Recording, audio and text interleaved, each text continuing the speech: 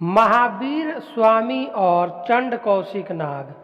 जब महावीर स्वामी गृह त्याग कर ज्ञान की खोज में नंगे पांव एक स्थान से दूसरे स्थान विचरण करते हुए घनघोर तपस्या कर रहे थे, तभी एक बार वह श्वेतांबी नगरी जा रहे थे, जिसका रास्ता एक घने जंगल से होकर गुजरता था, जिसमें चंड कौशिक नाम का एक भयंकर सर्प रहता था।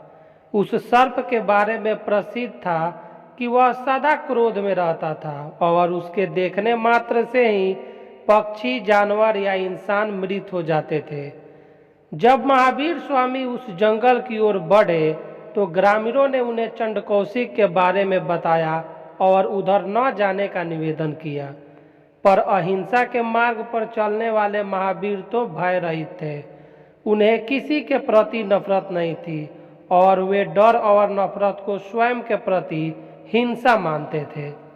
उनके चेहरे पर एक तेज था और वे साक्षात करुणा की मूर्ति थे।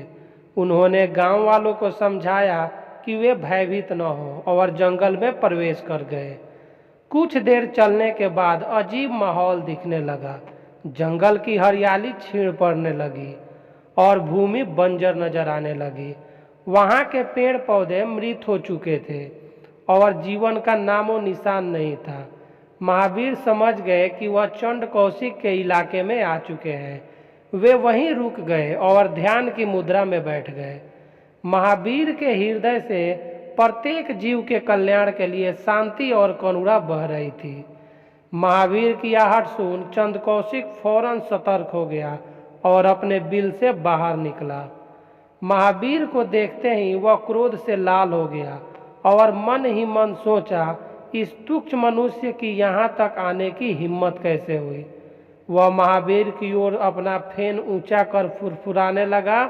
फिर पर महावीर तो शांत चित हो अपने ध्यान मुद्रा में बैठे रहे और जरा भी विचलित नहीं हुए। यह देख चंड कौशिक और भी क्रोधित हो गया और उनकी ओर बढ़ते हुए अपना फन हिलाने लगा। महावीर अभी भी शांति से बैठे रहे और न भागने की कोशिश की, न भयभीत हुए। सर्प का क्रोध बढ़ता जा रहा था। उसने फौरन अपना जहर महावीर के ऊपर उड़ेल दिया, पर ये क्या, महावीर तो अभी भी ध्यान मग्न थे। उस घटक विष का उन पर कोई असर नहीं हो रहा था। चंड कौशिक को विश्वास नहीं हो रहा था कि कोई मनुष्य उनके विष से बच सकता है। वह बिजली की गति से आगे बढ़ा और महावीर के अंगूठे में अपने दंत गड़ा दिए, पर ये क्या, महावीर अभी भी ध्यान मग्न थे और उनके अंगूठे से खून की जगह दूध बह रहा था।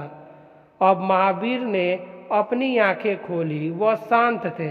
उनके मुख पर ना कोई भय था, ना ही क्रोध। वे चंड कौशिक की आंखों में देखते हुए बोले, उठो उठो चंड कौशिक, सोचो तुम क्या कर रहे हो। उनके वाणी में प्रेम और स्नेह था। चंड कौशिक ने इससे पहले कभी इतना निर्भय और वात्सल्य पूर्ण प्राणी नहीं देखा था। वह शांत हो गया। अचानक ही उसे अपने पिछले जन्म याद आने लगे। अपने क्रोध और अभिमान के कारण आज वह जिस स्थिति में पहुंच गया था वह उसे ज्ञात हो गया। अचानक आए इस ज्ञान से उसका हृदय परिवर्तन हो गया। वह प्रेम और अहिंसा का पुजारी बन गया।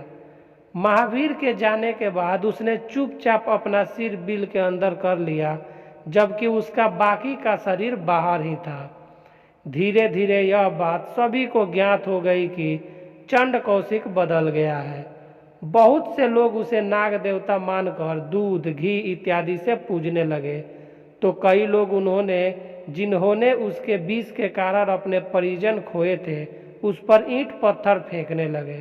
चंड कौशिक न क्रोधित हुआ, न किसी का विरोध किया और लहू लुहान उसी अवस्था में पड़ा रहा।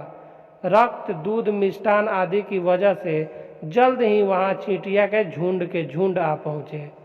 चींटियों के काटने के बावजूद वह अपने स्थान से नहीं हिला कि कहीं कोई चींटी दबकर मर न जाए।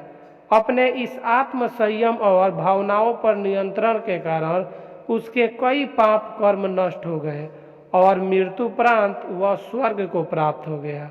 दोस्तों, महावीर स्वामी की आज की कहानी आपको कैसी लगी कमेंट बॉक्स में कमेंट करके बताएं। अगर ये कहानी आपको अच्छी लगी तो वीडियो को लाइक करें, चैनल को सब्सक्राइब करें और वीडियो को ज़्यादा से ज़्यादा शेयर करें। दोस्तों, ऐसी ही वीडियो मैं डेली एक अपलोड करता हूँ, तो ऐसी वीडियो देखना अगर आपको अच्छा लगता हो तो चैनल को सब्सक्राइब ज़रूर कर लें। Thank you.